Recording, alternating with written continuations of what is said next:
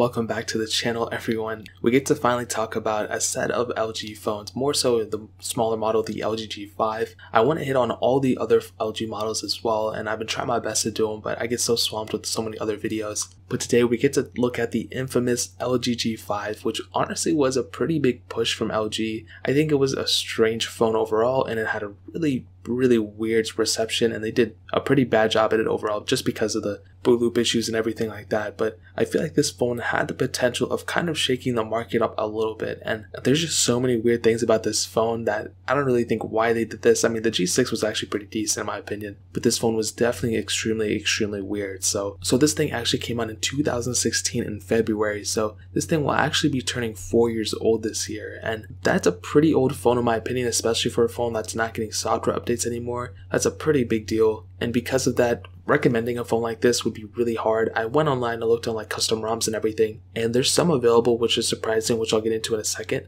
But I would always recommend, like, if you have to go pick up an older phone, I would recommend, if you have to go like that 2016, 2017 era, picking up a Google Pixel is probably the best way to go. So I'll leave a link to a Google Pixel 2 XL or a Google Pixel 2 in the description below. Both these phones are pretty good, and those would be my biggest recommendations over this phone without a doubt. So if you're trying to pick up a phone, I would recommend those ones over this one. So I'll leave those links down in the description. You can help support the channel if you buy those phones from there. They're all linked through Amazon anyway. But looking on the front of the LG G5, you have a 5.3-inch IPS panel. It is a 1440p display, which is actually really good. And the funny thing is that this was probably one of the first times that we saw an LG phone having a 1440p display. And on top of that, a majority of phones that were still in the market only had 1080p displays for the most part. I think even stepping back, I mean, the S7 came out this year and the S6 came out the year before, but at this time there were still a lot of phones using 1080p displays, which was really surprising. For a phone like this, I mean, I think that was really great that LG did that, but it was an IPS panel.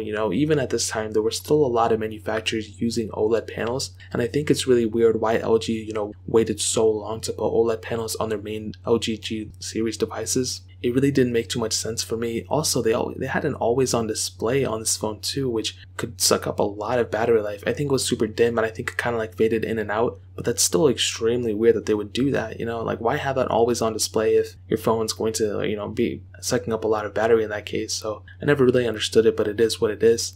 You have a USB Type-C port on the bottom, you have a headphone jack on this phone as well, and on the back you can see we have that fingerprint sensor as well as that dual camera setup. And like I've been saying, as long as you have a dual camera setup, you're pretty much set for the future, and I think that's completely the case. The LG G5 has a pretty good camera, and I'll get into it in a second, but that's probably one of its biggest, upgrades and biggest, features in 2020 would probably be that camera. This phone also has a micro SD card slot, which is really cool, and there's no IP certification or anything like that. And you might be thinking to yourself, wait, why would they do that? Why would they not have an IP certification on this phone? And that really stems to the battery on this phone, which was the weirdest thing ever. I don't know really why they did this. It was a removable battery, believe it or not, but it wasn't how you would think. So it doesn't come off the back, it doesn't come off wherever. You have to slide it out from the bottom of the phone and then slide it back in, and the battery life is just kind of like being held up there by like a stick basically.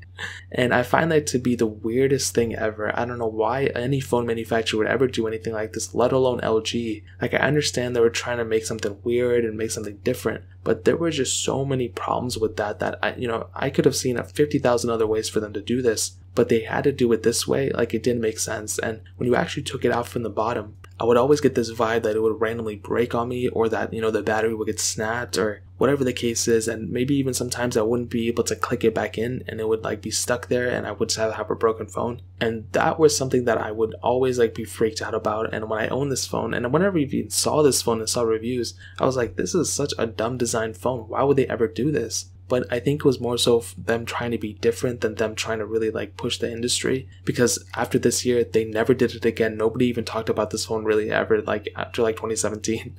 So I found that to be kind of weird, but again, LG has a mind of their own. It is what it is, and I found that to be one of the craziest things for sure. And they could have done a way better job, but like I said, it is what it is. What are we going to do about it now? But overall, the phone doesn't feel like a cheap phone. It feels kind of like an iPhone 6, it's kind of funny it says that. The fingerprint sensor on the back is kind of finicky. It doesn't feel the best anymore. But I do think that, LG kind of did an interesting thing with this phone. If they had just focused on like the design itself and not necessarily the quirks, I think this phone would have probably been one to remember. I feel like the G6, like I said, is a better phone than this one any which way you look at it. So that really pretty much covers it up in terms of the outside. Now hitting on the software, this thing started off with Android 6.0.1. It technically is upgradable to Android Oreo, I guess. But even at that point, it's still super outdated. Whether it's stopped at Oreo or Nougat or wherever, it's not a good place to stop for these phones, just because the software is just getting so much better and so much more secure nowadays that it's very, very important for you to have a very secure device. And for a phone like an LG G5, like I said, it's not an end-all be-all. It's not like I'm sure a lot of people aren't even going to pick up this phone anymore, but it is always better to be on newly released software, or even like I would recommend a year behind. If you're multiple years behind, that's kind of a really bad thing if I'm being honest. Now, lucky for you, I did go on XDA and I was able to find a couple of ROMs for the LG G5. I'm just unsure of which models of the G5 are rootable, but surprisingly, and this was weird, I saw that a lot of people are still kind of posting on this forum, which I wasn't expecting. Usually for like a random phone, like if I went on like a random phone's XDA, sometimes it would, a lot of people wouldn't be talking about it. But I'm sure the G5 was a really good selling phone. And when I went on XDA, I saw surprisingly an Android 17.1 ROM out there, which is based off Android 10. So I would like to kind of run it on my LG G5 and see how it goes. Now, I'm completely sure it probably won't even be capable. Maybe it'll be a lot of, issues and stuff, but I am curious to see what it is able to do. So I think the G5, it still has a lot of capability if you're willing to root it and custom ROM it, but for everyone else, I would probably not recommend you to do it if I'm being honest. So in terms of software, it's not getting any more software support, but you could always root it and custom ROM it if your specific model is capable of getting it. So that really pretty much covers it up in terms of the software side. Now hitting on the performance, you have the Qualcomm Snapdragon 820 chipset on this thing, a quad-core CPU, and Adreno 530 GPU, and there was only ever one model of the LG G5, the 32 gig model, with 4 gigabytes of RAM. But like I said before, this thing had a micro SD card slot, so you were pretty much set. You wouldn't even have to worry about the memory or anything like that. You were able to expand the storage, but that is still a very low base model storage to have on a phone like that, but whatever. Now in terms of performance, what I did kind of like was that it was a pretty faster phone, I would say. It wasn't like the fastest thing, it wasn't even the smoothest thing, but I guess it was capable enough of getting you to point A to point B, and I think that's the best thing I could say about this phone. In terms of everything else in the performance, I think it really got bogged down by the software, and I owned a LG G2 as a main phone for a long time, and one thing that I commonly saw was that just for some reason LG's software bloats like crazy. We talk about TouchWiz, we talk about One UI all the time. I don't think a lot of people talk about LG's UI and how clunky it is and how unnecessary it is in a lot of ways. And I feel like that had a huge play and a huge role in terms of the software experience on my LG G5. I think it was a good performing phone, kind of, but even at that saying it was, for a 2016 phone, I think I'll give it like maybe like a 6 or 5.5 out of 10. It's just not that capable of a phone anymore, you know what I mean? Like I think it's okay, but once you do anything like heavy intensive gaming or, even like light gaming, sometimes the phone will heat up, you'll just get random issues, and it's just kind of a weird device overall. So in terms of performance, I give it like a 5.5 out of 10 for a 2016 phone,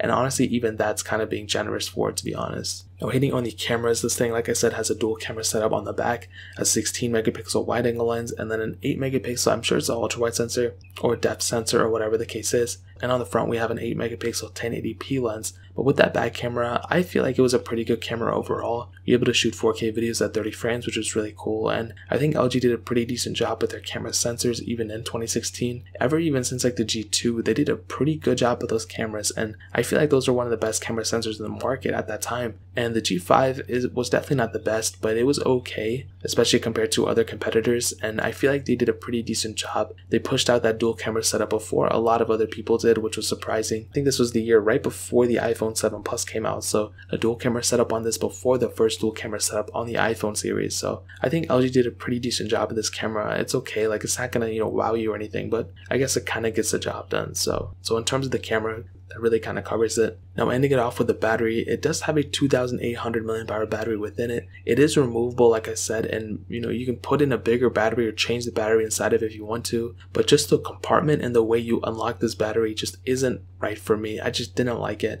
I wish it was just a standard one. You peel off the back, kind of like the LG G4. You're able to peel off the back, put in a new battery, and move on with your life. But for some reason, LG wanted to do it this way, which I never really understood, and they eventually learned the lesson and they enclosed that battery again. So what I'll tell you about the battery life is, I think it kind of gets the job done at the end of the day, but it's still something where I'd be like, I wouldn't recommend removing it and putting it back in. I just find it to be okay. Like, it probably won't even get me through a day out of my regular usage. I feel like the battery would die, especially with that clunky software it has. So I think in terms of the battery department, that really pretty much covers it. And kind of summing up the video and to answer the question, is the LG G5 still worth it in 2020? I will say 100% no. This phone is not worth it in 2020. There's nothing inside of me that would recommend people for, getting it. You have boot loop issues, you have the battery, the weird battery, you have weird hardware kind of, with that battery thing. The software is outdated. There's only one storage model. Like, there's so many things wrong with this phone that just, I would be like, why would you even want to buy it? If you currently own it, I want to hear your experience about it in the comment section. But with the people who don't own it,